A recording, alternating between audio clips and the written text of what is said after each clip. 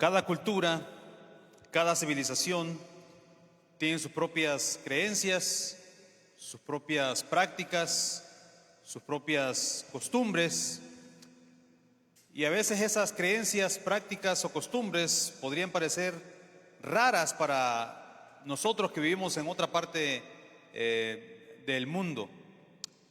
Por ejemplo, en ciertas zonas de África, la gente tiene la idea de cuando se van a deshacer de sus muebles, obligatoria, necesaria e imperativamente deben de sacarlos no por la puerta de enfrente, como decimos nosotros, la puerta principal, sino que deben sacarlos por las ventanas.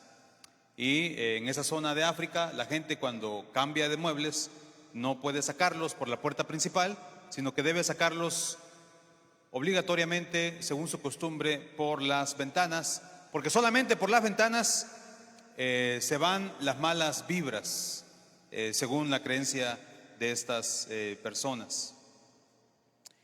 En Indonesia, cuando una mujer queda viuda, para que el espíritu del difunto no venga a molestarla, las mujeres se cortan los dedos de las manos.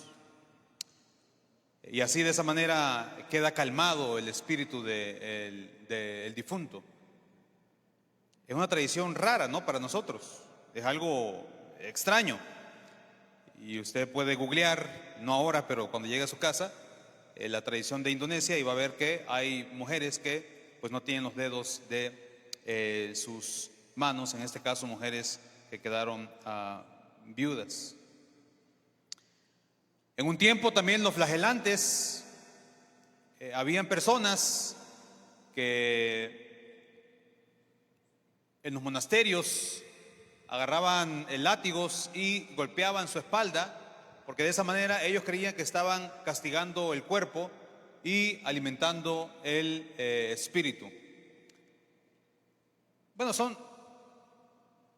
son costumbres raras para nosotros, ¿no? Ninguno de nosotros hace ninguna de las cosas que acabo de mencionar. Pero en esa cultura, en esa civilización, tal vez es algo normal. Y ellos verían como raro muchas de las cosas que nosotros hacemos acá. En la universidad conocí a un extranjero que dice que le costaba comer con las manos, así como comemos nosotros, ¿no? Es decir, usan siempre un tenedor o algún otro utensilio para llevarse la comida a la boca y nosotros pues agarramos la tortilla y la llevamos a la boca, ¿no? Lógicamente con las manos limpias. O usted no come un taco con tenedor, ¿verdad? O tal vez sí. O una pizza con tenedor. He visto que sí. Algunas personas sí lo hacen. Yo de niño crecí viendo, por ejemplo, cómo en el Día de los Muertos en México, la gente pues trata de recordar a su difunto. Y yo recuerdo cómo la gente llevaba comida a los cementerios y la gente hace la comida favorita de la persona que falleció y la lleva al cementerio y la deja ahí en la tumba, o la pone en un altar que ponen la fotografía de la persona. Es un sincretismo religioso lo que hay ahí, pero el caso es que a mucha gente le parece raro eso, ¿no? Pero la costumbre en México es que el difunto de alguna manera viene y disfruta de la comida que más le gustaba, ¿verdad? Y es una manera de honrar la memoria de la persona que ya no está. Aquí no he visto mucho eso en Honduras, pero me imagino que también hay tradiciones que en otros lugares podrían ser raras. Cuando leemos la Biblia vamos a encontrarnos una serie de prácticas que son raras para nosotros. Cuando leemos la Biblia vamos a encontrarnos una serie de creencias o de costumbres que son ajenas a las costumbres nuestras, entonces nos cuesta entenderla. No le hallamos ningún sentido porque, número uno, no somos judíos. Número dos, no vivimos en el año 3000 antes de Cristo o 2000 antes de Cristo o 1000 antes de Cristo. Vivimos en otra época. Yo cuando leo, hay gente que en las redes sociales vive criticando la Biblia, y cuando yo leo sus críticas, yo digo, esta persona número uno no entiende nada de historia, porque está leyendo un libro o está juzgando un libro tan antiguo a la luz de una cosmovisión moderna. Y Génesis capítulo 1 jamás tuvo la intención de explicar científicamente cómo nació el mundo. Pero hay gente que así lo lee, y si así lo lee, pues claramente no le va a hallar ningún tipo de sentido. Entonces, esta mañana yo voy a leer una costumbre, voy a leer una práctica, voy a leer una tradición que tenían los israelitas, que cuando nosotros la leemos parece algo raro, ¿no? Extraño para nosotros, porque ellos tenían muchas cosas raras que nosotros no entendemos. Por ejemplo, el sacrificio de animales. Ninguno de aquí de nosotros sacrifica una gallina o una vaca con un propósito litúrgico. Nos la comemos, ¿verdad? Pero no lo hacemos como para entregárselo a los dioses o a la divinidad, cosa que sí hacían en aquel tiempo. Entonces, vamos al libro de Josué y vamos a ver entonces cómo ellos celebraban un rito, una costumbre. No es nada mística tampoco, ni tiene mucha rareza, pero sí un poco rara para el lector moderno. Y dice el capítulo 4, vamos al libro de Josué, capítulo 4. Usted conoce la historia ya, el pueblo acaba de cruzar de manera milagrosa el río Jordán, y entonces Josué va a hacer algo que lo leemos a continuación. Dice así la escritura. Josué capítulo 4, vamos a leer desde el versículo 4 en adelante. Voy a leer en la traducción al lenguaje actual. Josué llamó a los 12 hombres que había elegido y les dijo: vayan hasta la mitad del Jordán, delante del cofre del pacto de nuestro Dios, y saque cada uno de ustedes una piedra del río, una por cada tribu de Israel, y échensela al hombro. Con estas piedras harán un monumento, y cuando sus hijos les pregunten qué significan, ustedes les dirán que cuando los sacerdotes entraron al río con el cofre del pacto, las aguas del Jordán dejaron de correr. Así que estas piedras les recordarán siempre a los israelitas lo que Dios hizo aquí.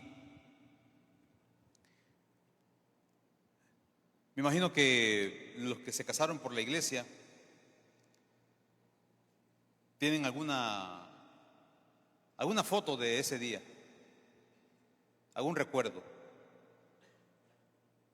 Bueno, me imagino de sus hijos cuando estaban recién nacidos. Me imagino que tienen alguna fotografía de ellos ahí.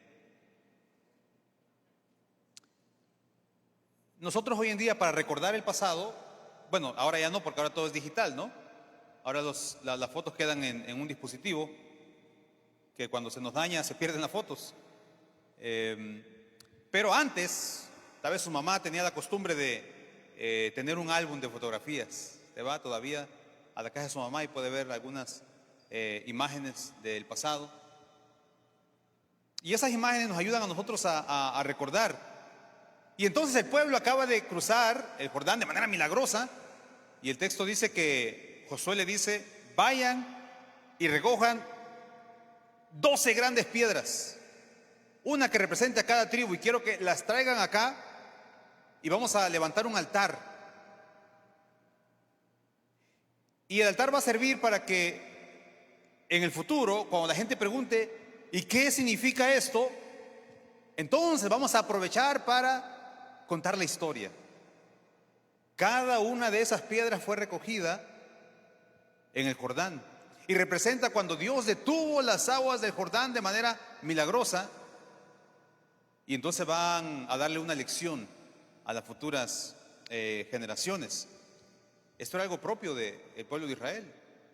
En la Pascua, que está asociado a lo que acabamos de hacer, la Cena del Señor, en la Pascua pues explicaban, ¿no?, a los niños por qué comían panes sin levadura.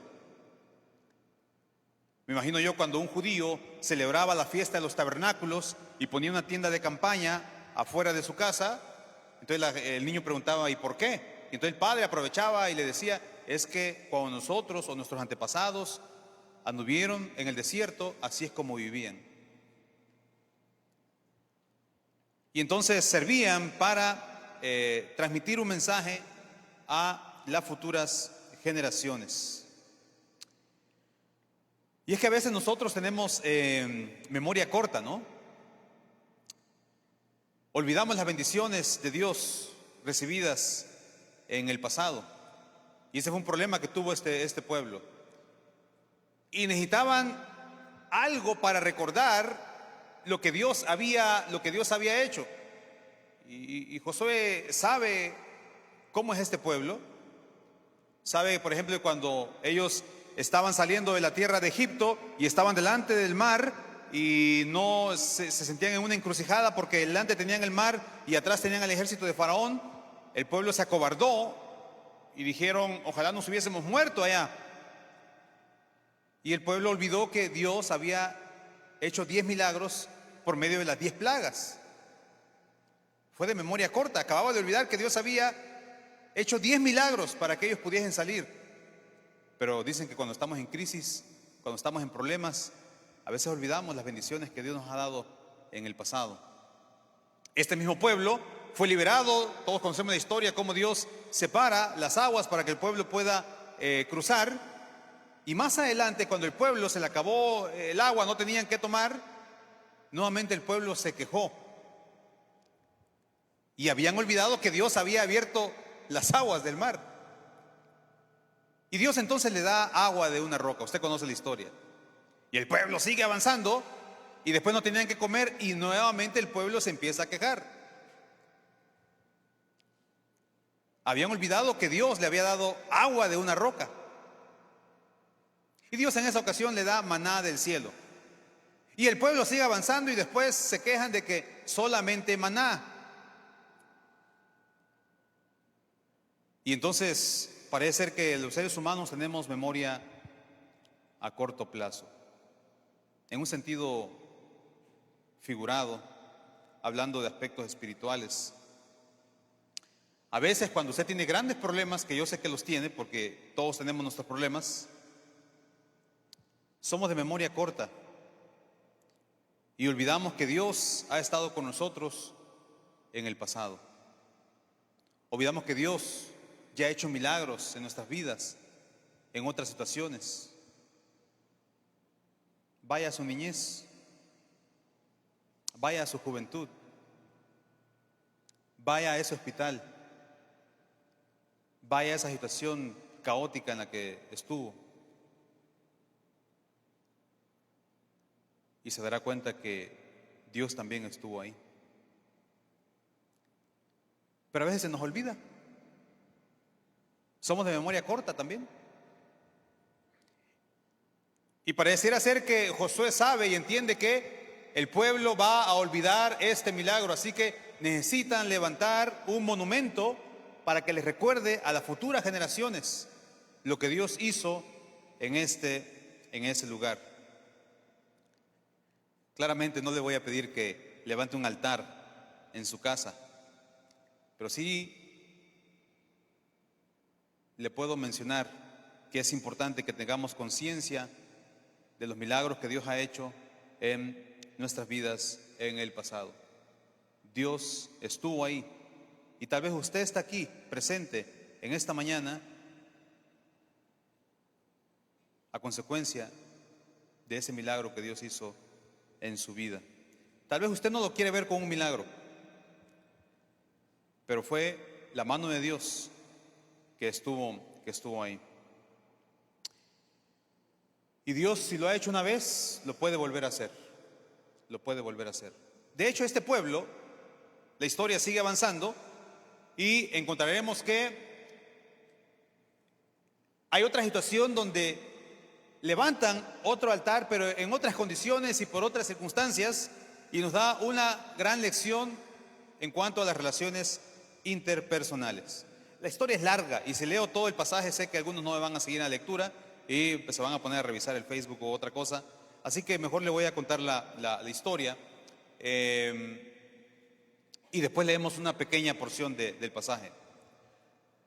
Resulta que el pueblo cruza el río Jordán, pero habían 2 tribus y media que ya habían obtenido su territorio. Ellos ya se podían haber quedado del otro lado del río, pero por la hermandad, por el compañerismo, dijeron: no podemos dejar que nuestros hermanos vayan solos a luchar hacia allá.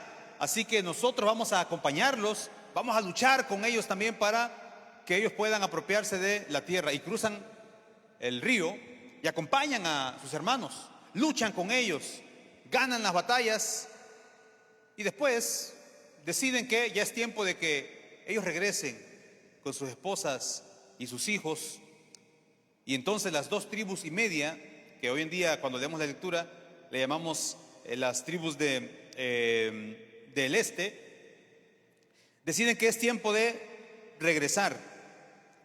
En su regreso, sus hermanos le dicen: caramba, ustedes cómo nos ayudaron, no es posible que se vayan con las manos vacías, así que miren, tomen ganado, tomen tesoros, vayan con esto, no queremos que regresen con las manos vacías por el gran favor que nos han hecho. Y sí, llegan a un acuerdo y todo está bien, ¿no? Ellos van regresando y cuando están en el río, dicen ellos: pero es que nuestros hermanos van a estar del otro lado del río, nosotros vamos a estar acá, y parece ser que se puede perder esa hermandad entre nosotros. Así que construyamos un altar, dicen ellos, o un monumento, mejor dicho. Construyamos un monumento que sirva como señal para que nuestros hijos recuerden que este monumento es un vínculo entre nuestros hermanos que están del otro lado del río y nosotros. Bueno, ve que ya empezaron a leer la historia, mejor vamos a leerla, ¿verdad? Vamos al capítulo 22 del libro de donde estamos, de Josué.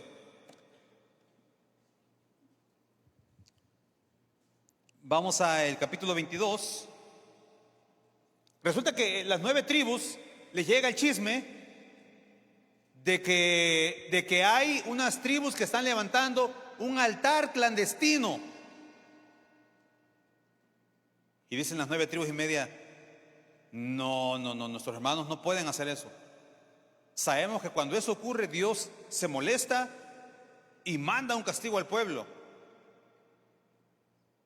Y entonces deciden armarse e ir a luchar contra sus hermanos, aquellos que acababan de despedir.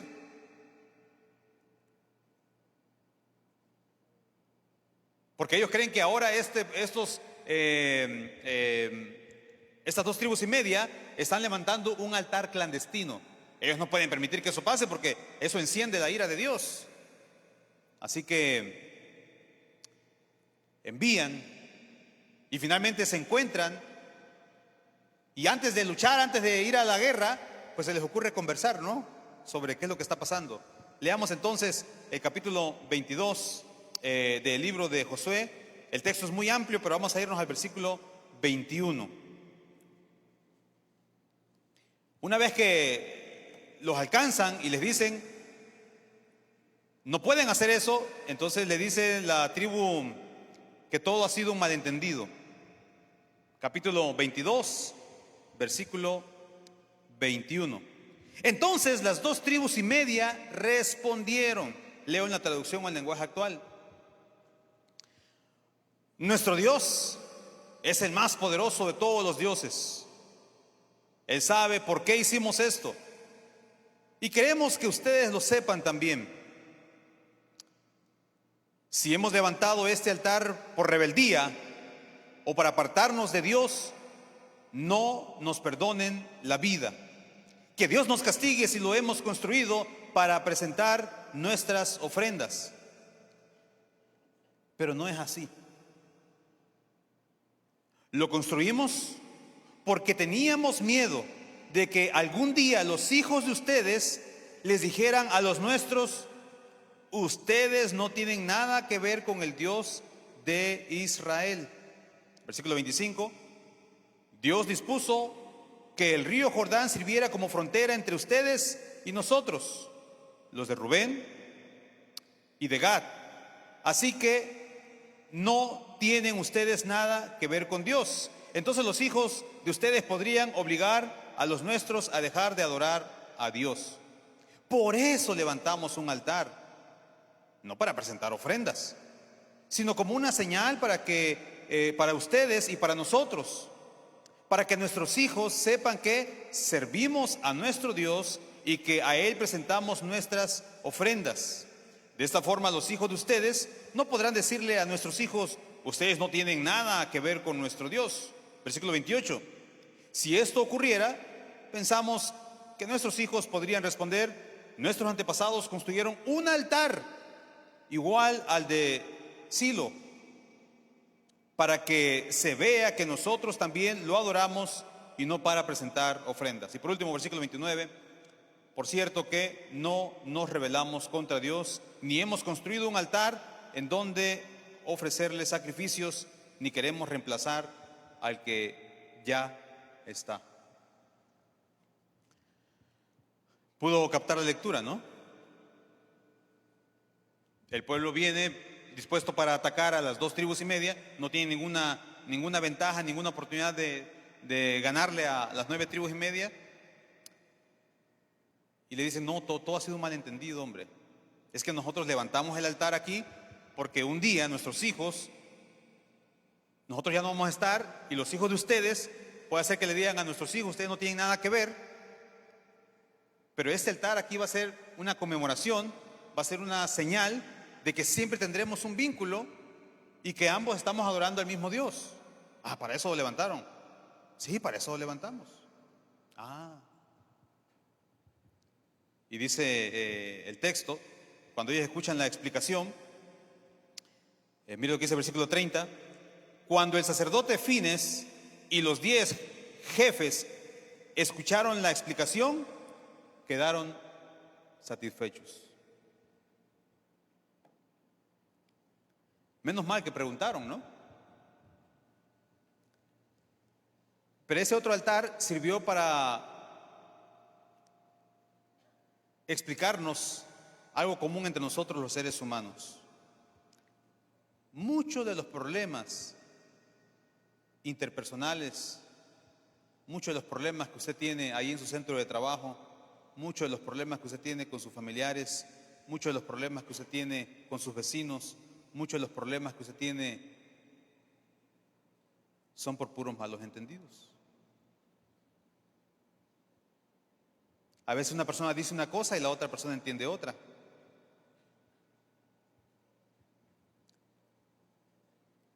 Y si no fuera porque al sacerdote se le ocurre preguntar antes de atacar, probablemente hubiese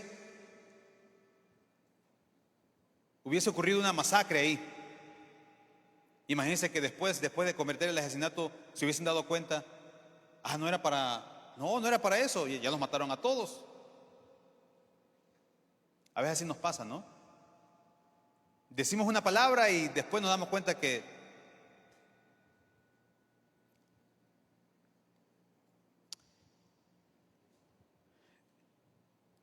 las tribus del oeste preguntaron antes de atacar. Buscaron entender primero lo que estaba pasando. Si tan solo tuviésemos la madurez de preguntar antes de atacar. Pero no, a veces primero atacamos y después entendemos.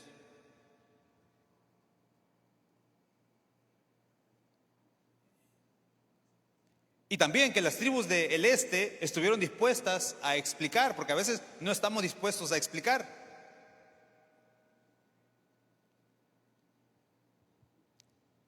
Y creo que me gusta mucho cómo lo narra la traducción que leí, porque da la idea, el mensaje de que, entendemos por qué están enojados ustedes, pero queremos explicarles.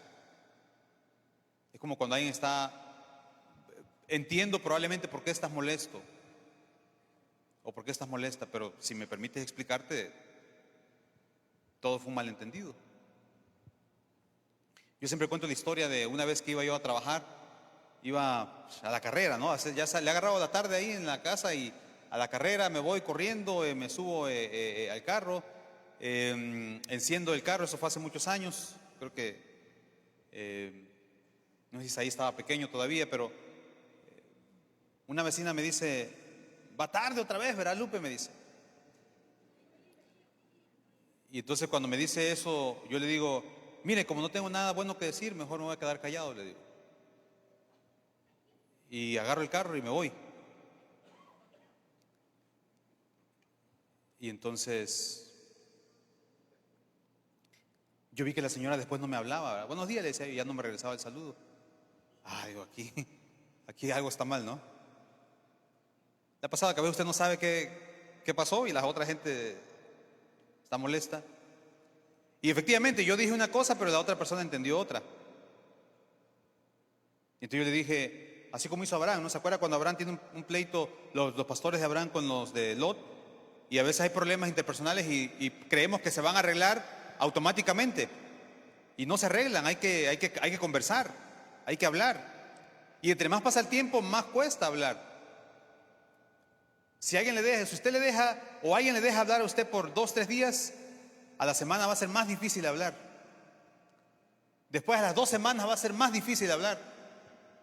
Al mes, mucho más difícil. Y por eso tenemos a veces situaciones en el trabajo de gente que no se habla. En la familia. Porque pudieron haberlo arreglado, pero ninguno quiso hablar. Y uno esperaba que el otro lo iniciara, pero el otro también empezaba que lo abordaran a él. Y han pasado ya años, sí, han pasado años y ninguno de los dos. Y si costaba en una semana, cuesta después de 10 años, ¿no? Cuesta. Y le dije, fíjese que yo he notado que usted no sé, hay algo raro, y no sé, hice algo, dije algo, no sé qué. Sí, es que el otro día usted fue bien malcriado conmigo, me dice. ¿Cuándo? Digo, sí, que el otro día usted iba bien, me dijo que me quedara con la boca callada. Yo le dije eso. No, yo no dije eso. Lo que yo quise decir es que, pues sí, no tengo nada que decir, mejor me quedo con la boca callada y tiene razón, voy tarde. No, usted no dijo eso. Sí, eso fue lo que yo dije. Y entonces, bueno, le pido disculpas, no fue mi intención, ¿no? Y bueno, la relación se logró restaurar. Pero imagínense, uno no dice nada y ahí está ese vecino que tiene 10 años de no hablarme y hasta el día de hoy no sé por qué.